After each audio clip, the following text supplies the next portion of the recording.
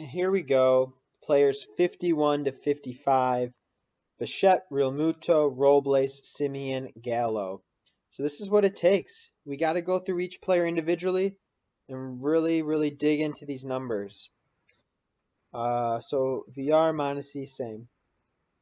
Same bottom two as the last video. So for one thing real quick, I just wanted to bring this to your attention. I noticed it during the last video, but for these stats, the way I have it set up here, it's for 2019, 2018, 2017, and their career stats. So it's true, except the way I wrote the formulas for WOBA, it's actually also their 2016 career stats, not career, 2016 season stats. This isn't their career WOBA. So if I ever refer to that last number in this WOBA column as career for a player in prior videos, it's not. It's their 2016. Again, that's just the way that I wrote these formulas out to pull data. So yeah, I got to figure out a better way to do that maybe. But for now, that's just the way it is. Blah, blah, blah. All right, let's move on. So our first player that we're looking at today is Bo Bichette. So he is a tough player to evaluate based on his prior season's numbers because he only had 212 plate appearances. Not a large sample size. Tatis had more than that. I trust Tatis's numbers a little more. But if you multiply his numbers by 3, giving him a full season's worth of plate appearances, he's getting about 30 homers, 930 OPS, 311 average. But don't get too excited because, like I said, sample size is too small. Can't necessarily just project out that he would keep that pace up. High BABIP, high WOBA, high ISO, high home run to fly ball. I'm just saying things I like. Not a huge contact rate. X-WOBA lower. Overperformed a little bit. Got a decent launch angle. Decent exit velo for being so young. I expect that to go up this year. Decent barrels. What we really need to do for Bo Bichette is look at his minor league numbers. Especially AAA, and kind of see how those look. So future value 60. This is going to be a good player based on that future value. Pretty high as far as fielding with throws, but he's got raw power and hitting. Okay. So we look at his AAA numbers, about, a little more plate appearances. The K percentage, yeah, it's going to be around that 20, low 20s. So that's good. But he had a high batting average ball in play. Not sure how sustainable that is. I mean, you go back to his single A ball days, like he was tearing it up, of course. WOBA's high, but expected was a little lower. Not sure he hits that 311. His BABIP I see closer to like this 330, 340 range. So maybe his average is only like 300 or just under 300. K percentage, he's always just a little below 20, so he's not too far off there. I like that. Fly balls.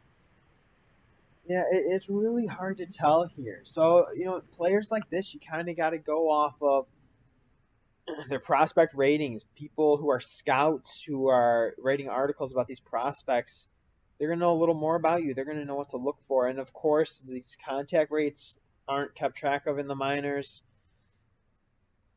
All right, well, maybe if we look at his StatCast, get a good idea. It's tough to go off Bo Bichette. Shortstop, such a deep league. If we look here again, rankings, we already have 12 players at shortstop. So if you play in a 10-person league, you're probably not even touching Bo. But if you're in like a 12 or 14 dynasty, like maybe, yeah, you touch Bo. Or even like a 10-team keeper dynasty, maybe you take him as your shortstop. But where do you put him? So that's tough. I mean, he rates very high. Where is he projected to go in the lineup? Blue Jays.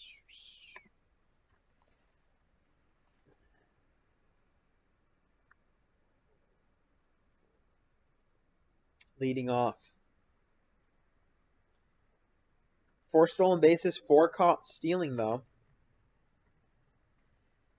Not a lot of soft contact, which is good. Mostly medium. If he can translate some of that medium to hard hit, get his exit velo over 90 miles per hour, I think we're really cooking with something there. I think he could be a 30 homer kind of guy, possibly 10 stolen bases. Sure, absolutely.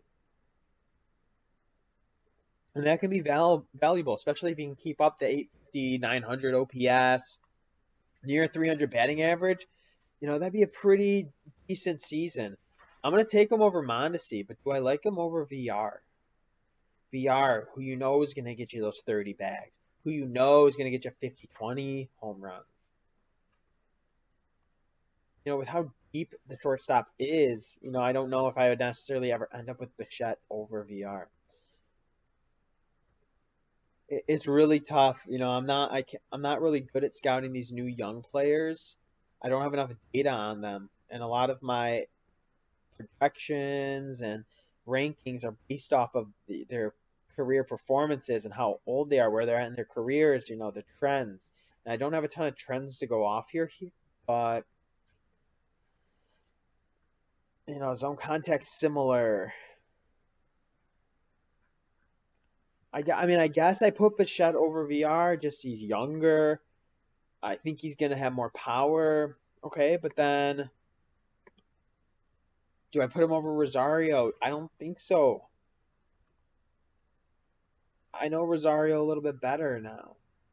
Let me just get rid of Mondesi again because I'm sorry, I just don't know where he's going to end up.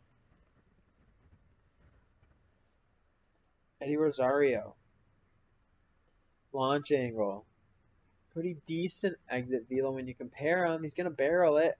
I can't put Bichette over Rosario, but if I'm projecting like 2021 fantasy baseball draft, between the two of them, I think Bichette has a better chance of really going out to be a superstar. But I just can't put him up any higher. JT Real Mutu. Well, let me put Bo Bichette in that spot first before I move on.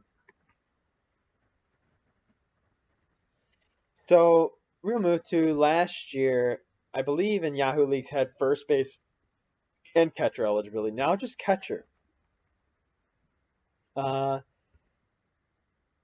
He's fairly unique though, where he's gonna mash for catchers. I mean, he's gonna be one of the top ranked catchers no matter what. Most leagues. Doesn't strike out a ton, only 20%. Really good WOBA. Over 200 ISO is not bad. But when you compare him to these other position players, for a catcher, he's really good. When you're comparing him to those players, I don't know if he really stands up. I mean, mid-teens home run to fly ball, mid-40 hard hit percentage. That's pretty good. Zone contact's pretty elite. Okay. I like what I'm seeing. Maybe he's a pretty good player then. I like the X-WOBA. I like the launch angle. I like the exit velo. He's kind of hitting criteria that I look for, but then you look at his counting stats. Why doesn't he have any 30 home run seasons? I mean, 25. Is he still just getting better with developing his skills? Is this the year he finally breaks out for real, like big time superstar? I mean, let's look at his career now. I mean, I guess you can count 2015 as a full season. Maybe 1, 2, 3, 4. I mean, maybe this is his fifth and a half. Maybe you count it as a 6th full season. But you look at the trends, he's not going to strike out. Babbitt's going to be there, he's going to be so good.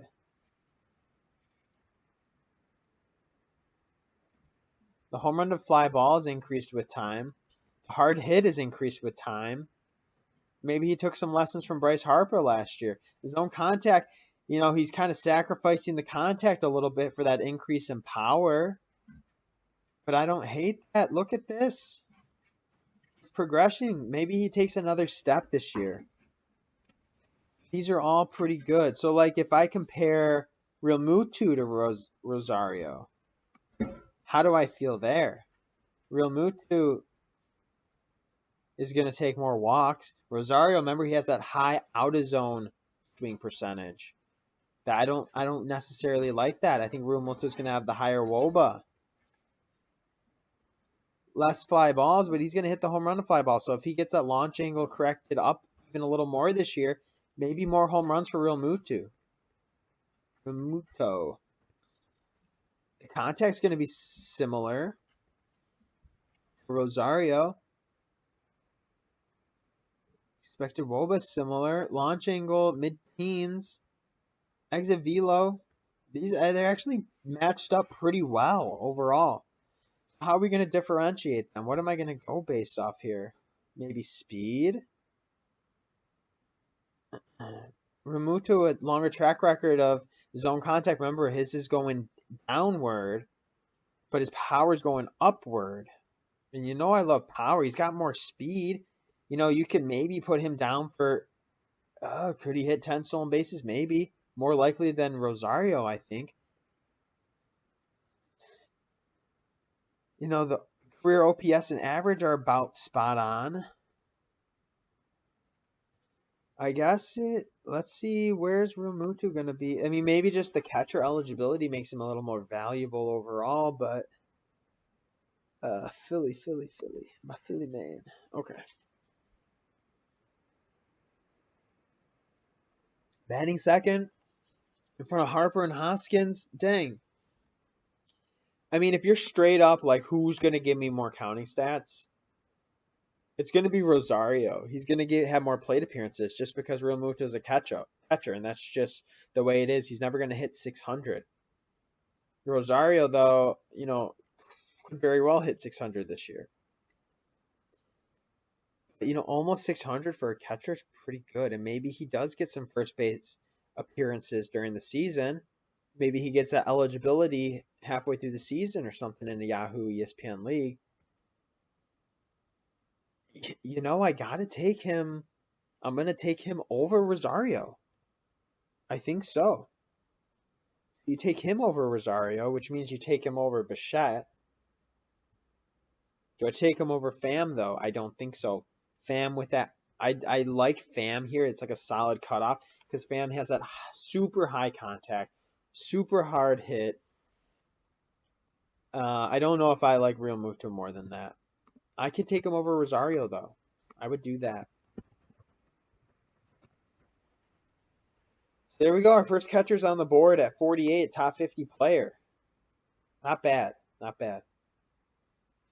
I don't like to reach for catcher necessarily, but he's going to be a solid player. Like, I'd be happy having him in my roster as, like, if my second baseman performed as well as him. Like, I'd be super happy. To have a catcher perform like that is just kind of not fair if you can get him. Victor Robles. This was kind of a surprise to me. He ranked this high, average, and by experts. Kind of a surprise, right? First full season last year, 617 plate appearances. How did he perform? 250 average, under 800 OPS, only 17 home runs. But why? The stolen bases. The stolen bases. He'll contribute runs and stolen bases for you. So he's a guy that's going to kind of hang down with VR and Alberto Mondesi for me. So let's kind of compare him to their hitting profiles and see where he belongs. 28 with 9 caught. VR with 40 stolen bases and 9 caught. Mondesi 43, only 7 caught. So already I can assume his speed is not as good. Speed of 6.6, yeah. But if you're drafting him for stolen bases, he's behind those two guys. K's less. Babbitt's not as high. Woba, last year, I don't know. And we can really only go off the last year's numbers because the seasons before, he didn't have a ton of plate appearances. kind of have to go off these numbers. Hard hit less than Mondesi MVR. Maybe he's under them now. I think so. He has a better zone contact rate, better overall contact rate. But this might be one where the contact rate doesn't outweigh the speed that those other two have. He's got launch angle. Exit velo is me. That is bad. Victor Robles, exit velo 81 miles per hour. Woof. That's terrible. Robles has found himself at the bottom. I mean, I'm sorry. I can't do it. I don't know why they have him ranked so high. What the heck? Victor Robles, 38 to 71. Some people have him as low as 71. So who the heck has him ranked at 38? But you can see a standard deviation is this a standard deviation? Yeah, 6.5. Yikes. So like 53.1 is the average. Oh gosh, it's terrible.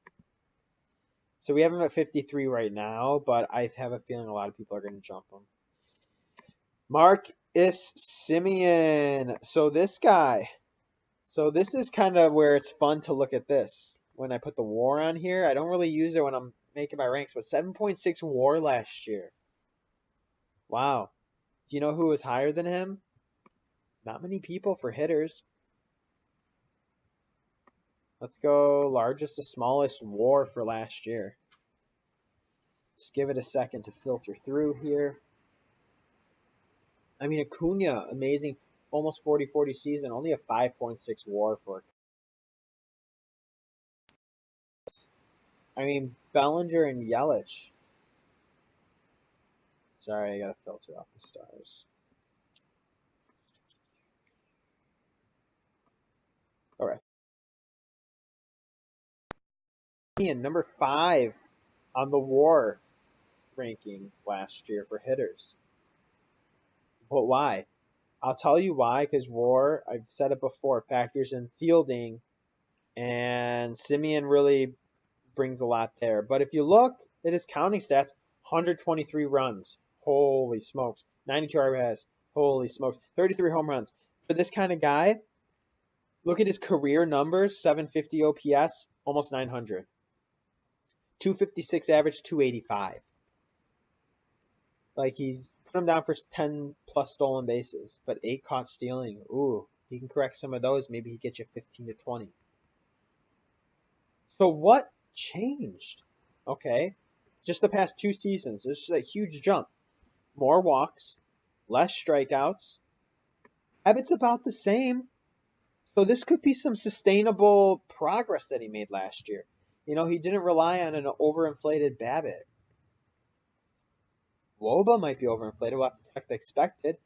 Speed's going to be there. ISO popped up. I'm excited to look at this now. Same fly balls, same percent fly balls, same BABIP. You know, same profile, but he doubled his home run to fly ball. Why is that? Maybe it's because he increases hard hit. He's hitting the ball harder. Zone contact's always going to be elite there. Swinging less out of the zone, better eye overall. The expected WOBA's not far off from his WOBA, so this was a legit breakout last season for him. And look at this, even the launch angle was consistent from the years prior. He didn't make a ton of changes. Even the exit velo, he jumped 2 miles per hour. That's actually pretty respectable. You know, maybe he jumps another mile per hour this year. But, so what changed? His exit velo went up 2 miles per hour. His hard hit percentage went up almost 10%. I mean, he just hit the ball harder. So whatever he did with his technique, with his swing, it allowed him to square the ball up better. And that's why the ISO popped. That's why the home runs popped. The OPS popped. So if he's able to replicate that and kind of continue what he did last season, I see no reason why he needs to regress this year offensively. Which makes him extremely valuable. Someone who's going to give you 15 stolen bases, 30 home runs, 900 OPS. Who's going to give that to you? I mean, who could even give you 15 stolen bases? Pham, but he's not going to give you 30 home runs. 15 stolen bases, maybe Makata. Maybe he's a Mankata type level. I mean, Marcus Semien, I would take him over Bo Bichette. Semien didn't rely, like I said, he didn't rely on a crazy like overinflated BABIP, overinflated. Um, the WOBA was legit with expected WOBA. Didn't have an overinflated home run to fly ball. It was all the same. Didn't have overinflated fly balls. All he did was hit the ball harder. I would take him over Bichette, honestly, as a shortstop. Yeah, he's more proven, has higher contact rate. I'd take him over Rosario. I'd take him over JT. I mean, yes, because I think this breakout was legit. I think he could replicate it. Maybe not almost 900. Maybe he gets 850 OPS. But I think he could be good for another 100 runs. Maybe he cleans up some of these jumps here, gives you 15 plus stolen bases. I mean, what he's presenting here is super valuable. 11% walk, under 14% K. Like, you won't see this. You won't see this. Marcus Semien, legit baller. Like, I would take him over Pham, honestly. I'd take him over Bryant. The launch angle. I know Bryant had a really good launch angle. I mean, this is legit where I want it to be. 15-degree launch angle. If he can get up closer to 90 miles per hour, like, it'd be amazing. I wonder if Matt Olson's rubbing off on Semien. Telling him some of his tricks. Honestly, just like going off the top of my head, like if it comes down to Yoan Moncada and Semien, Yoan Moncada already has the high exit velo, so does Abreu. Maybe I don't take him over those guys. Maybe I take him over Bryant though. I think I do. Chris Bryant worries me in a lot of ways, but I love me some Marcus Semien at 46. How do you guys feel about that? Where do the experts tend to have him? 33 to 119 with an average of 53. So I'm a little higher than the experts on him. Someone has him down at 119. That's ridiculous. They must think that whatever he did last season isn't repeatable, or sustainable, but it is. You look at the stats. He could do that again. All right, that's enough. Let's move on to Joey Gallo. Preeminent power. Okay. I mean, this is it. 52% hard hit. Like, that's all you need to look at. This is all you need to look at. Career 30% home run to fly ball, and he's hitting nearly 50% fly ball. Oh my God. Like, look at the ISO is off the charts. Joey Gallo is a monster, but he strikes out a lot. But I mean, you gotta, when you're thinking of like power guys, you gotta compare them to Aaron Judge. Judge isn't gonna strike out as much. BABIPs are both gonna be there. Neither guy has speed. WOBAs are both legit. ISOs are both off the charts. I mean, Gallo might have him there. Gallo's got him on the fly ball and the home run to fly. Like, Gallo legit, like, is a monster. About similar out of zone swing. Zone contact, worse than Judge. How is that possible? How do you have a worse zone contact than Judge? I mean, Judge isn't bad. Judge, I definitely don't think Gallo should be as ranked as high as Judge. The expected WOBAs. Okay. The launch angle.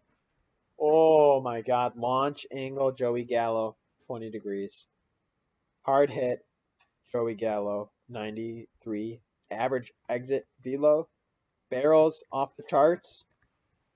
All right, we need to make some serious room for Joey Gallo. You want to assume Joey Gallo gets like 550 to 600 at bats. Look at this. If you just look at even his career numbers, not even just the past few seasons when he like really, really broke out.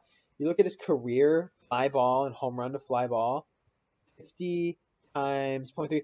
Doing it in my head, that's 15% of his played batted balls. 15% of his batted ball events are home runs. So if he gets you 300 batted ball events, that's 45 home runs. You know, write him down for a full. If he plays a full season, write him down for 50 plus home runs. Absolutely. So we look at like where we got the big power guys at. So I mean, Judge and Stanton way up there. Nelson Cruz way up there. I mean, who else can even hold a stick? Matt Olson is one of our power guys we talked about. So Matt Olson versus Joey Gallo, who would you rather have? That's a good question. Let's get Matt Olson up here.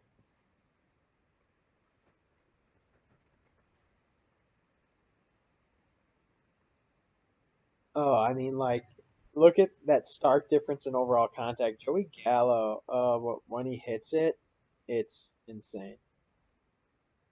I mean, both hard hit, home run to fly ball, fly balls.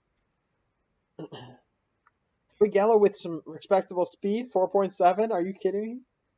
The ISO's off the chart.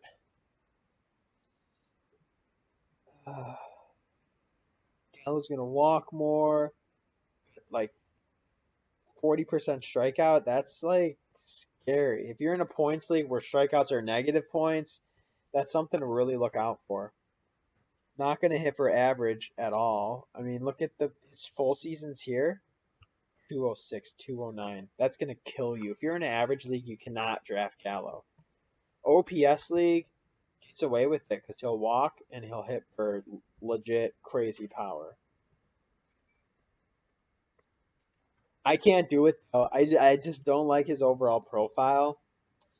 I mean, honestly, what does he have? He has outfield eligibility. I'd rather have Bam than Gallo.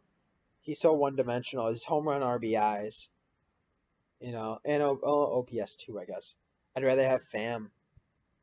I'd rather have Real Mutu with higher contact.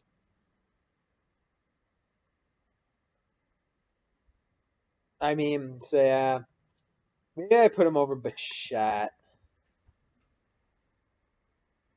I don't know. I'm just the power is for real, but concerns with that contact rate. I can see him like slumping. I can see him doing like a Chris Davis type thing. I mean, we can even just look. I don't have Chris Davis's picture on here yet, but I mean Chris Davis.